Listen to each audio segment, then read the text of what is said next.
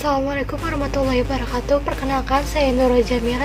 Dalam video kali ini saya akan menjelaskan tentang antibodi poliklonal dan antibodi monoklonal. Langsung reaksi.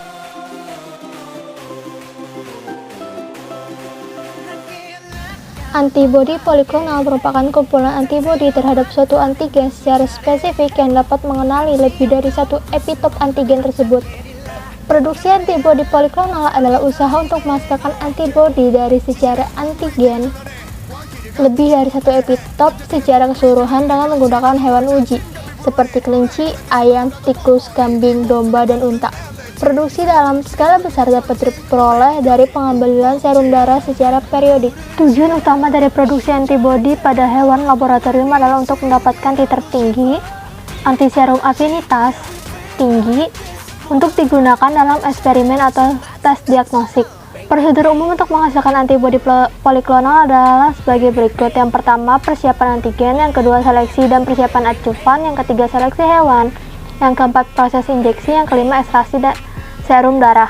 Pada tahap persiapan antigen, ukuran, tingkat agregasi, dan kelahiran relatif antigen protein semuanya dapat dramatis mempengaruhi kualitas dan kuantitas antibodi yang dihasilkan.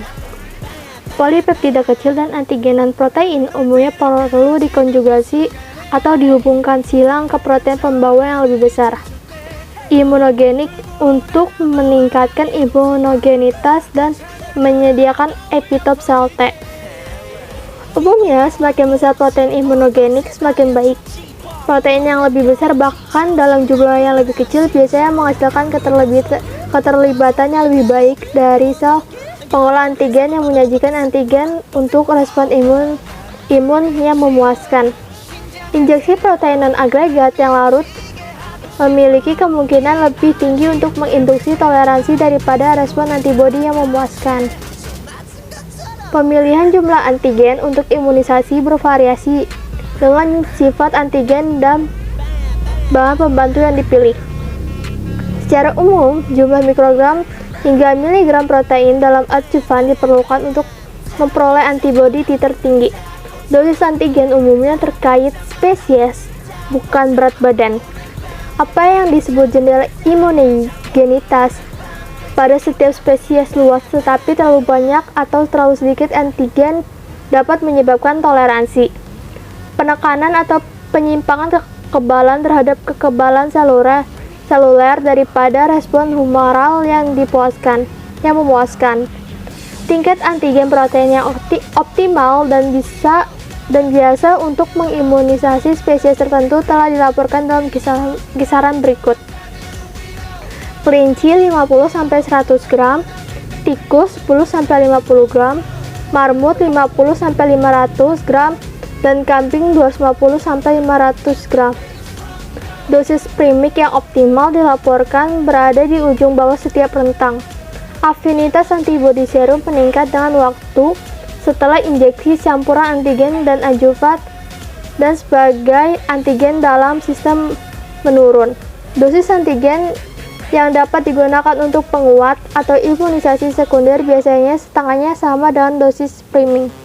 Antigen harus bebas dari produk sampingan preparatif dan bahan kimia seperti gel poliakrilamida, SDS, urea, endotoksin, partikel, dan pH ekstrim. Pada proses seleksi dan persiapan adjuvan adalah substansi yang digunakan untuk memperkuat dan atau memodulasi respon imun terhadap antigen. Dengan kata lainnya, adjuvan merupakan substansi untuk mempercepat, memperpanjang, atau meningkatkan respon imun spesifik. Kebanyakan adjuvan menyediakan tempat injeksi, depot antigen yang memungkinkan pelepasan antigen secara perlahan ke kelenjar getah bening yang mengalir. Banyak adjuvan juga mengandung atau bertindak sebagai surfaktan yang meningkatkan konsentrasi molekul antigen protein pada area permukaan yang luas dan molekul atau sifat imunostimulator. Adjuvan umumnya digunakan dengan antigen protein larut untuk meningkatkan titer antibodi dan menginduksi respon yang berkepanjangan dengan memori yang menyertainya. Antigen seperti itu sendiri umumnya merupakan imunogen yang buruk. Sebagian besar antigen protein kompleks menginduksi banyak klon sel B, selama respon imun, sehingga responnya bersifat poliklonal. Respon imun terhadap antigen non-protein umumnya buruk dan ditingkatkan oleh adjuvan dan tidak ada memori sistem. Hewan yang sering digunakan untuk produksi antibodi poliklonal antara lain ayam, kambing, marmut, hamster, kuda, mencit, tikus, dan domba. Namun, kelinci adalah hewan laboratorium yang paling umum digunakan untuk tujuan ini. Seleksi hewan harus didasarkan pada yang pertama, jumlah antibodi yang dibutuhkan. Yang kedua, hubungan antara donor antigen dan produsen antibodi penerima. Umumnya, semakin jauh hubungan filogenetik, semakin besar potensi respon antibodi tertinggi. Dan yang ketiga, karakteristik yang diperlukan. Misalnya kelas, subkelas, sifat pengikat komplement dari antibodi yang akan dibuat. Imunisasi dan proses pengeluaran darah berhubungan dengan stres dan setidaknya saat menggunakan kelinci dan hewan pengerat, hewan yang bebas patogen spesifik lebih disukai. Penggunaan hewan tersebut secara dramatis dapat mengurangi morbiditas dan mortalitas akibat organisme patogen, terutama Pasteurella multocida pada kelinci. Kambing atau kuda umumnya digunakan ketika dibutuhkan antisera dalam jumlah banyak. Banyak peneliti menyukai ayam karena jarak filogenetik mereka dari mamalia. Ayam mentransfer sejumlah besar IgG ke dalam kuning telur, dan pengambilan antibodi dari telur menghilangkan kebutuhan untuk prosedur perdara invasif. Telur 1 minggu dapat mengandung antibodi 10 kali lebih banyak daripada volume darah kelinci yang diperoleh dari satu pendarahan mingguan. Namun ada beberapa kelemahan saat menggunakan antibodi turunan ayam tertentu dalam immunoassay. IgY ayam tidak memfiksasi komponen-komponen mamalia C1 dan tidak berfungsi sebagai antibodi presipitasi menggunakan larutan standar. Meskipun tikus paling sering digunakan untuk produksi antibodi monoklonal, ukurannya yang kecil biasanya menjaga penggunaan antibodi serum poliklonal dalam jumlah yang cukup. Namun antibodi poliklonal pada tikus dapat dikumpulkan dari cairan asites menggunakan salah satu dari jumlah metodologi produksi asites. Saat menggunakan kelinci, hewan dewasa muda dengan berat 2,5-3 kg harus digunakan untuk imunisasi primer karena respon antibodi yang kuat. Fungsi kekebalan memuncak pada masa pubertas dan respons primer terhadap antigen baru menurun seiringnya bertambah usia. Kelinci betina umumnya disukai karena mereka lebih jinak dan dilaporkan memiliki respon imun yang lebih kuat daripada jantan. Setidaknya 2 hewan per antigen harus digunakan saat menggunakan hewan kawin. Prinsip ini mengurangi potensi kegagalan total akibat non-responsif terhadap antigen hewan individu. Sebuah konjugat antigen atau adjuvan disuntikan ke hewan pilihan untuk memulai respon imun yang diperkuat.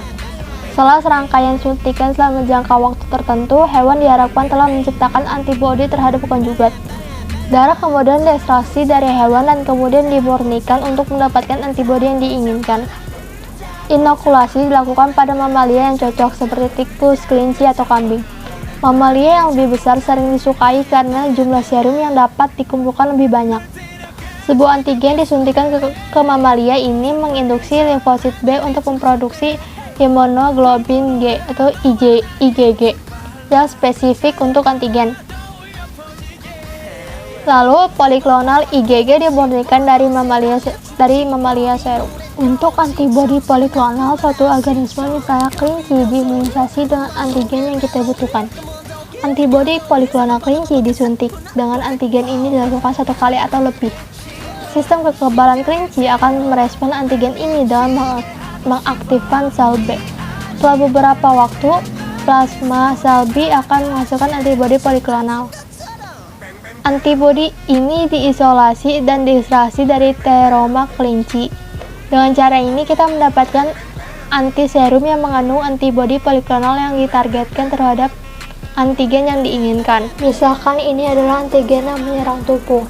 Katakanlah ada beberapa infeksi bakteri. Kita tahu bahwa setiap mikroba memiliki banyak molekul yang bervariasi. Dalam sifat kimianya, mereka mungkin molekul protein, karbohidrat, lipid. Permukaan mikroba yang bagiannya dikenali oleh reseptor sel B ini adalah epitop, yang akan diikat oleh reseptor sel B. Kami juga mengatakan bahwa sel B dengan spesifikasi yang beragam beredar di tubuh kita. Untuk ilustrasi, kita akan mengambil sel B masing-masing. Ini spesifik untuk epitop pada antigen, sehingga ketika ada infeksi oleh antigen, sel B ini mengenali dan mengikat epitop spesifiknya dan diaktifkan. Masing-masing sel B ini akan berproliferasi dan menghasilkan besar cloning cell. Beberapa sel ini dalam setiap kasus akan berdiferensiasi menjadi sel plasma, dan masing-masing sel plasma ini akan mensekresi antibodi spesifik terhadap epitop yang memacu diferensiasi. Sehingga untuk antigen ini, sistem kekebalan tubuh kita menghasilkan 4 jenis antibodi yang masing-masing spesifik untuk epitop yang berbeda. Sekarang kita memahami bahwa antibodi poliklonal muncul dari banyak klon sel B dan memiliki kumpulan binding site yang heterogen. Antibodi poliklonal adalah alat yang hebat dalam imunologi diagnostik. Hal ini karena interaksi antigen antibodi sangat spesifik. Antibodi dapat mendeteksi satu molekul antigen antara 10⁸ molekul antigen lainnya. Antibodi yang digunakan untuk mencari dan mengidentifikasi antigen untuk memurnikan, mencirikan, dan menghitung antigen. Antibodi poliklonal yang berguna dalam metode aglutinasi dan immunoprecipitation karena teknik ini melibatkan pembentukan kompleks imun. Antibodi poliklonal efisien dalam hal ini karena mereka menyediakan banyak cara untuk mengikat antigen target. Sumber utama antigen poliklonal adalah darah manusia atau hewan. Antigen poliklonal memiliki kelebihan dan kekurangan. Di antaranya kelebihannya itu relatif lebih mudah, cepat, dan murah. Dan hewan uji yang digunakan bervariasi jenisnya. Sementara kekurangannya itu kurang spesifik karena antibodi dengan berbagai jenis antigen binding site lalu harus melalui proses purifikasi karena tercampur dengan antibodi jenis lain. Dan untuk teknik imunokimia sering timbul reaksi silang. Antibodi monoklonal merupakan antibodi terhadap suatu antigen yang dapat mengenali hanya dari satu epitop tertentu. Antibodi monoklonal pertama disetujui oleh FDA pada tahun 1986 untuk penolakan transplantasi ginjal.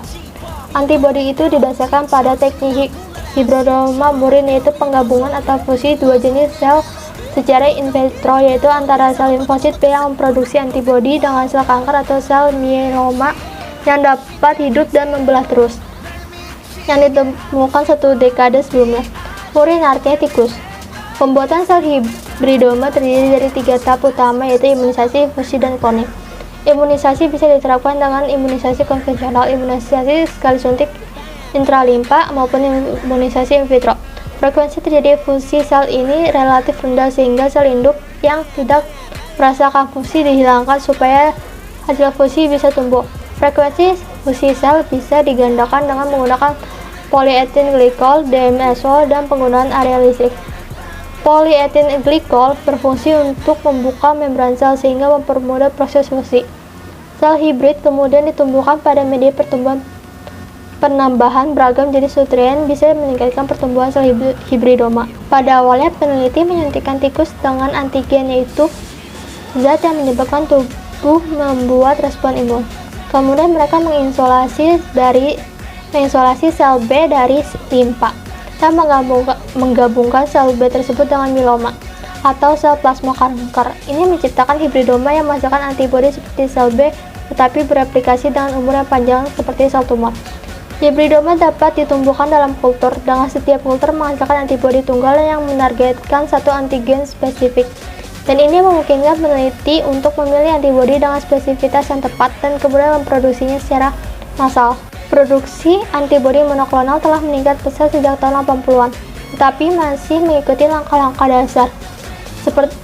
Pertama, mengisolasi antibodi terhadap antigen tertentu, lalu memilih 1-3 kandidat terbaik, dan kemudian menghasilkan banyak dari yang terbaik tersebut.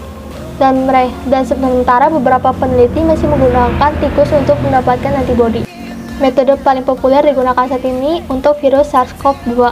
adalah dengan melihat langsung ke dalam darah pasien yang pulih. Sebuah pendekatan yang masih aspiratif kurang dari 1 dekade lalu. Pada dasarnya, semua kelompok peneliti memfokuskan mereka pada antibodi yang mengikat atau spike protein yang terpapar dengan baik pada virus corona yang memfasilitas masuknya virus. Mayoritas antibodi ini menargetkan domain pengikat reseptor dari spike yang berlabuh ke reseptor AC2 pada sel manusia. Antibodi yang mengikat di suatu tempat di sepanjang 168 asam amino yang akan memiliki peluang bagus untuk menetralkan virus. Dari satu pasien yang pulih, kemungkinan besar akan memiliki beberapa antibodi unik yang mengikat spike dan dominan pengikatan reseptor. Namun tidak semua ini sama kuatnya, bertahan cukup lama dalam darah atau berjalan dengan baik dalam proses pembuatan massal. Antibodi monoklonal adalah protein yang dibuat di laboratorium dan memiliki kemampuan untuk meniru sistem kerja imun dalam melawan antigen berbahaya seperti virus. Penggunaan antibodi monoklonal umumnya pada COVID-19 derajat ringan sampai sedang. Adapun beberapa antibodi monoklonal yang dianjurkan adalah sebagai berikut. Yang pertama, bamlanivimab 700 mg dan ditambahkan etesevimab 1400 mg. Yang kedua, casirivimab 1200 mg ditambahkan indevimab 1200 mg. Yang ketiga, sotrovimab 500 mg dosis tunggal diberikan secara intravena untuk COVID-19 derajat ringan dan sedang pada dewasa dan anak-anak usia lebih dari 12 tahun dengan berat badan minimal 40 kg dan tidak direkomendasikan untuk COVID-19 yang dirawat inap atau yang membutuhkan terapi oksigen. Yang keempat ada vilobelimab yang sedang dilakukan uji klinis. Yang kelima ada regdavimab 40 mg per kilogram berat badan secara intravena diberikan segera setelah terdiagnosis tidak lebih dari 7 hari sejak muncul gejala. Regdavimab direkomendasikan untuk pasien COVID-19 dewasa yang tidak memerlukan oksigen atau yang berisiko tinggi menjadi berat. Siapa saja yang bisa mendapatkan pengobatan antibodi monoklonal? Semua antibodi monoklonal ini menerima persetujuan darurat untuk pengobatan COVID-19 ringan hingga sedang pada orang berusia 12 tahun atau lebih yang dites positif virus corona dan berisiko tinggi terkena COVID-19 parah. Ini termasuk orang yang memiliki sistem kekebalan yang lemah, orang dewasa yang lebih tua atau lansia, ibu hamil, dan mereka yang mengalami obesitas, diabetes, atau penyakit kronis lainnya. Sementara antibodi monoklonal dapat mengurangi risiko penyakit parah seperti pada orang-orang tersebut. Vaksinasi pun juga penting. Orang yang divaksinasi dan tidak divaksinasi yang memenuhi kriteria ini memenuhi syarat untuk menerima perawatan ini. Perawatan antibodi monoklonal umumnya diberikan dalam waktu 10 hari setelah tes COVID-19 positif. Koktail antibodi Regeneron juga memiliki persetujuan darurat untuk digunakan pada orang yang berisiko tinggi terkena COVID-19 parah yang terpapar virus corona, tetapi belum dites positif atau mengalami gejala. Ini berguna dalam situasi di mana orang-orang yang tidak divaksinasi terpapar COVID-19. Dengan vaksinasi mRNA 2 dosis, perlindungan penuh tidak terjadi sampai 2 minggu setelah menerima dosis kedua. Pada saat itu orang mungkin sudah sakit parah, tak lama setelah terpapar virus. Monoklonal akan lebih efektif selama beberapa bulan hingga 3 atau 4 bulan dan memiliki waktu paruh yang panjang secara alami atau telah dimodifikasi untuk memperpanjang waktu paruh. Perlindungan dari vaksin lebih tahan lama, setidaknya 1 tahun dan biasanya bertahun-tahun. Tetapi dalam situasi pandemi, monoklonal memang memiliki manfaat penting dibandingkan vaksin. Sekian dari saya, kurang lebih mohon maaf. Wassalamualaikum warahmatullahi wabarakatuh.